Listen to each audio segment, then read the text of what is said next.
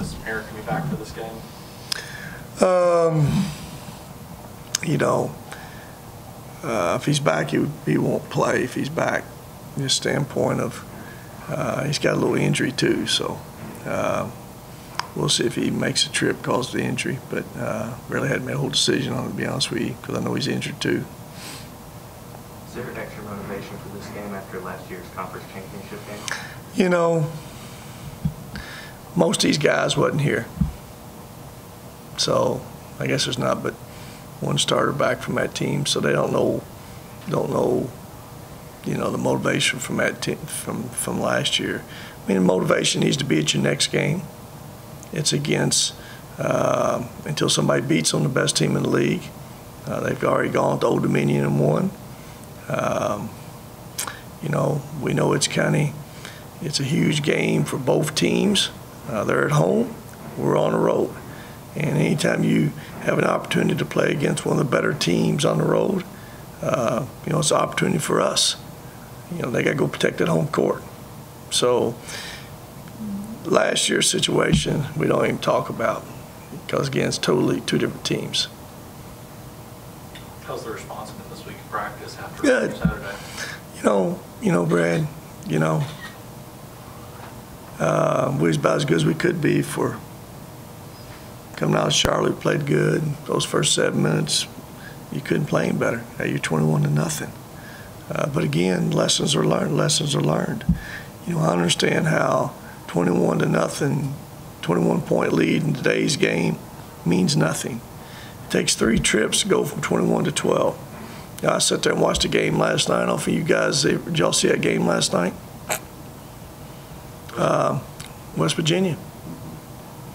Up 21 with 16 minutes to go in the game. On the road. Been clicking, playing great. All of a sudden, man, hey, it starts, you can't slow it down. Kind of similar to us, except we were in the first half. Now, you know, lessons are learned. You know, first off, Old Dominion's good. As I said, we got toughed in some areas. Stiff and Caver took that game over. And again, winning and losing on the road is a fine line. It's a fine line. We're probably not disappointed. We're hurt more bad because of the way we lost the game. You know, going into game, you know, we were the underdogs.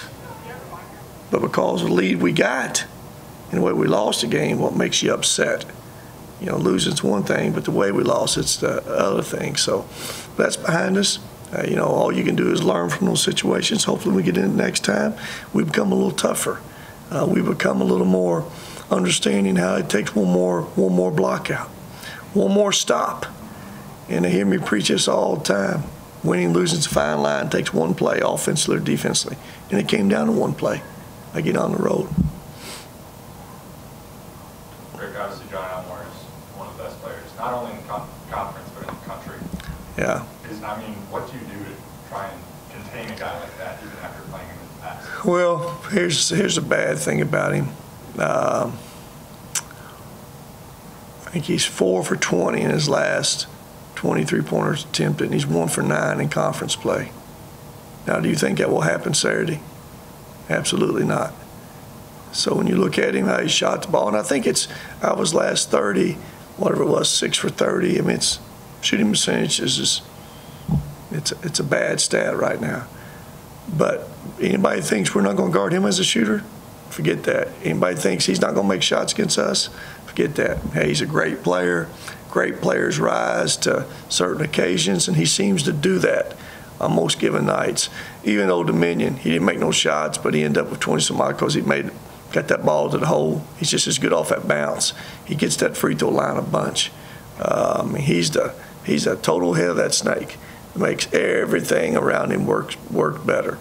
He's a guy that, you know, throws that lob to those guys diving. He's the guy that gets in that lane, and again, he's got a knack drawing fouls. You can't bail him out. He creates a lot of opportunities on drives. He bails, people bail him out by fouling him. We've got to limit those kind of things. Well, we know he's a great player, and we'll have our load cut out guarding him for sure. To Does Marshall play a little bit different this year without Penova? Playing the same way. You know, probably have a 5-guy shot it better than Penova. They have, matter of fact. He's made 24 already, the Williams kid. Same way. They've inserted Kinsley, a 4 guy that's, I think, it's probably really helped them, made a difference in them. Quicker and more athletic, gives them a better defender out there. I think in some ways they're better defensively than they were last year. They've got, you know, good depth off the bench. Watson, who played a bunch last year, is off the bench, 5th-year senior. The Byers kid, another 6'10", 6'11" kid, can shoot it, playing good for them. They're playing the same way. Again, with a 5 guy that shoots it probably even better. The Williams kid, like I say, he's made 24 this year. I think he's shooting, you know, almost 38% three-point line. They're one of the best in the nation, too, when it comes to steals. And obviously that's something you guys have had some trouble with this year, especially Saturday. How important is it going to be to have guys protect the ball, not make the lazy passes, that sort of thing? Brad, you can't turn that ball over on the road. You're going to have some. That's just a part of the game. But you've got to limit those self-inflicted ones. And as you well know, that first half of that game Saturday, we have 8 turnovers between 2 guys. And most of them are self-inflicted, dribbling too long, and getting doubled down on. You know, maybe making a driving into the hole, understanding the toughness you got to drive it with, and getting ripped. Casual pass and ball reversal. I mean, you got to catch that thing where you want to catch it, and you got to pass it where you want to catch it, and that's toughness. You know, everybody talks about defense toughness. You got to have offensive toughness. You go on the road against pressure. And again, these teams that are home, they play with the emotion of that building, and we know that it's probably their biggest game of the year there from a crowd standpoint. So there'll be a lot of motion in that building, and you got to learn to feed off of it and handle it. You're not playing against that crowd, but you got to be able to take the energy and motion of that crowd and understand the toughness you got to play with between those lines and not let it affect you, speeding you up. That's what happens, young guys. They get sped up. They get sped up more on the road because of the motion of the buildings. Rick, when you face a team that, as you mentioned, has players 1 through 5 and shoot for 3, Yeah. does that alter the way you game plan defensively, or because your roster can do the same, are you used to playing against that in practice? I don't know if our roster does the same now. I don't know if we shoot it. I mean, Charles can shoot. Yeah, but it's not quite the same. I like your confidence there, but it ain't quite the same. You know, give you first stat, they got 4 guys made 20 more threes. Our stats, we've got 2 now. What Tavion get up to? 20. He would be there, so it would be Tavion Saturday. They got 4 guys with 20 or more threes. Elmore up in the 30s. They shoot about as well as anybody in the country. And again, Elmore is the guy. They wouldn't shoot it near as well if it wasn't for Elmore. He just has the ability to deliver that basketball at the right time to the right people. And again, he's hard to take away one thing from him. Shoots it, drives it, really good driver. Gets to the foul line, and like I say, makes all the right reads every time he drives. Rick, you talked about Elmore, you know, in regards to Brad's question about them playing different. Specifically, is there a player on their team that played last year in any of the 3 games that's different from an improvement point of view, where you watch Marshall on film and go, wow, this kid's better? Well, we know Elmore, Burke, those 2 guys lead them in score, almost 20 plus each. West is back shooting at 38, 39%. Those 3 guys were there. You know, the Williams kids started at the 4 last year for them with Piva, him and Watson. There's no question they moved him to the 5 now. He becomes a harder 5 to defend. He's 6'10", runs, athletic. Don't block shots like Piva, but better offense player. Shoots it better. I think the guy they've added as the freshman kid from Ohio, they just kind of inserted him, starting the last 2 games. Kinsley. I think he's made more difference in the way their team's playing. He gives them a 6'6" athletic guy that can play 1, brings it up as a point guard, can play 4. And he makes them better defensively out there. And he can still do the same things, slipping screens, ain't throw lobs to him. Gives them some more quickness, more so than when Williams and Piva were playing together. They're quicker than they were last year. I can tell you that, the team is, because of Kinsley and Williams going to the 5 spot. In some ways, harder to defend. Harder to defend. The way the conference schedule sets up now, you guys guaranteed to play Marshall twice every year, maybe 3 times, maybe 4 times. You feel like the rivalries kind of starting to develop between these 2 programs? Yeah, it's good. It needs to be. We need to have some rivalries in this conference where people, when you go somewhere and, it's their Super Bowl, and that's good. That's what it's supposed to be. We want to go into someone else's arena and them making it their Super Bowl games. Marshall's good until somebody beats them, the best team in this league. The way the schedule's set up, we got our first 3 on the road again this year. I think that was the way it was last year, wasn't it? Yeah, we went to Marshall, went to Charlotte, went to Old Dominion, wasn't it? Open against Louisiana Tech. Here? Yeah. Okay. Anyway, our first 3's on the road. We got to go against, 2 of the 3 better teams in the league on the road. No one else has to do that. But it's where their schedule is. That's where it balances out. And we have an opportunity Saturday then to go against, the best team in the league and, see what we can get done. Rick, you know me, I'm not asking this in a smart aleck way, but someone this morning when I went to get my morning coffee, big fan, said, so have you figured this Hilltopper basketball team out after 15 games? I don't even need to ask it. I'm going to ask the guy in charge. Have you figured this team out?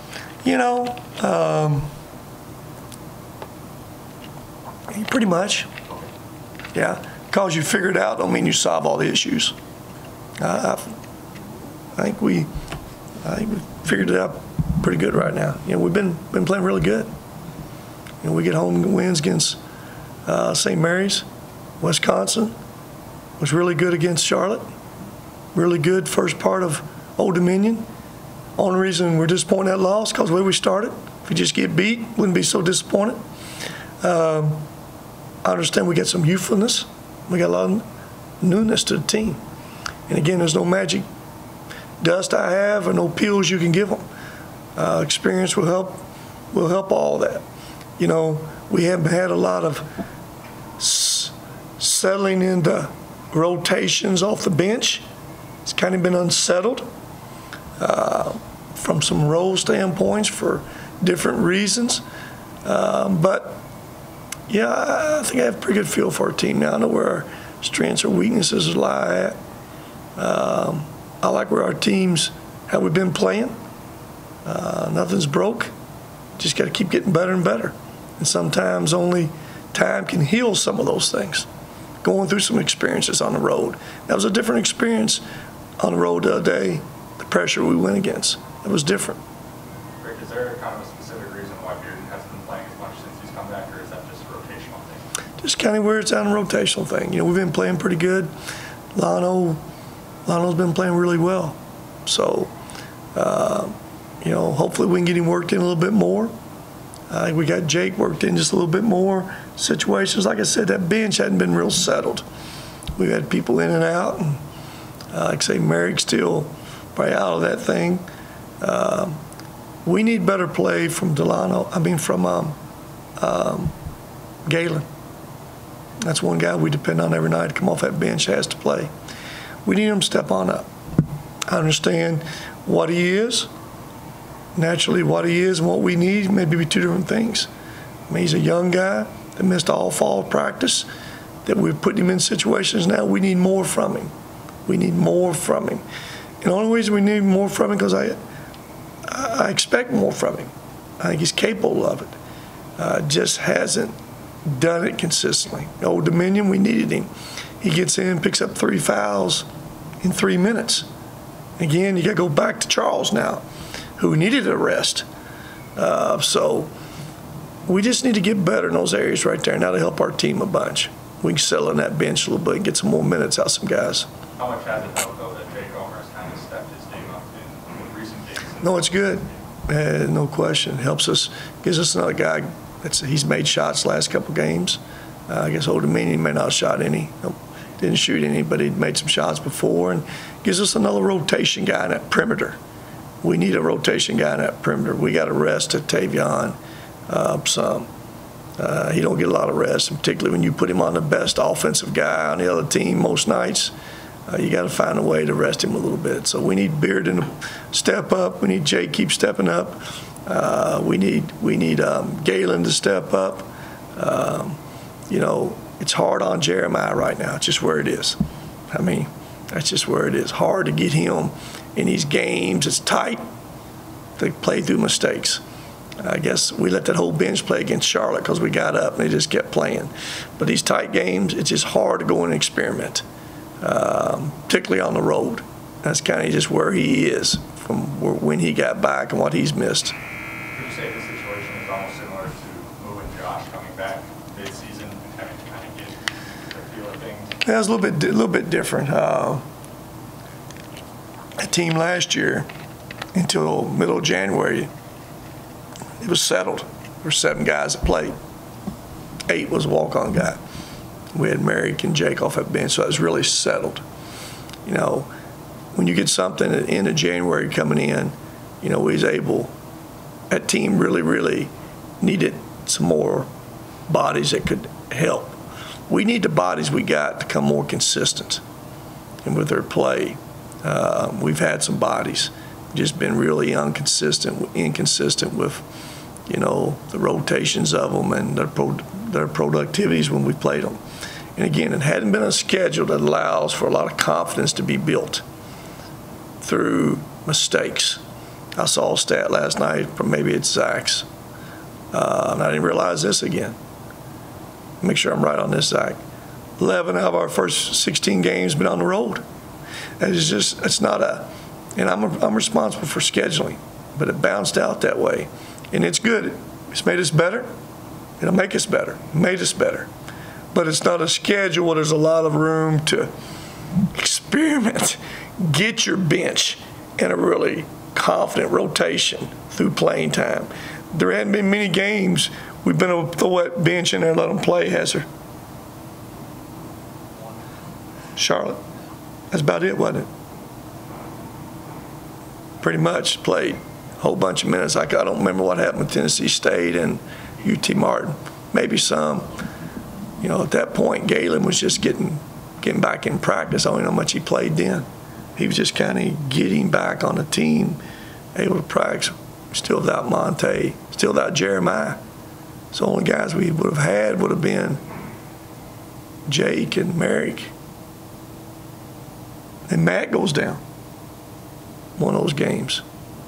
So what I'm saying, that bench, there hadn't been a lot of consistency with it, and we hadn't had an opportunity to get a lot of consistency through the people we play.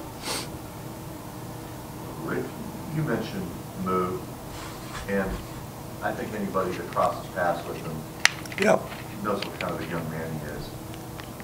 And I'm not at practice, but I watch him on the bench and his demeanor, and is he a perfect example of a leader who doesn't exactly play a lot of minutes, to say the least? I mean, is he just a guy that, you know, the young guys can look at? Without being in practice, obviously, I think it's safe to say he's probably very good at practice as far as work ethic. Yeah, Mike, I mean, you've read him the right way. Anybody that knows him, that's the kind of person he is.